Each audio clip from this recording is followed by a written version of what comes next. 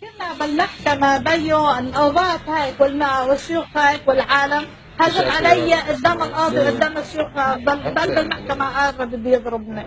بيو انا اللي ضربتك بيي؟ لا بيو يوم كنا ما تقصديش يوم كنا بنطلع بس ما خليت شاط ياكل من راسك شقفي ما فكرت بالنهيت بيي يا ويلي لو انه هان يا ويلي الرصاص ليكي شفت كيف رصاص منو حشاش وسكر زي امرجي هو ذاك كمان ضايق هاي عملوها اليوم من اول ساعه ابن طارق وهذا خير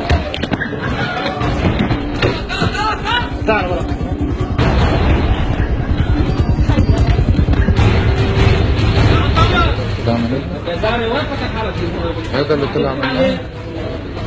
وقضى ربك ألا تعبدوا إلا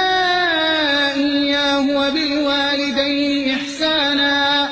إما يبلغن عندك الكبر أحدهما أو كلاهما فلا تقل لهما أف ولا تنهرهما وقل لهما قولا كريما واخفض لهما جناح الذل من الرحمة وقل رب ارحمهما كما ربياني صغيرا.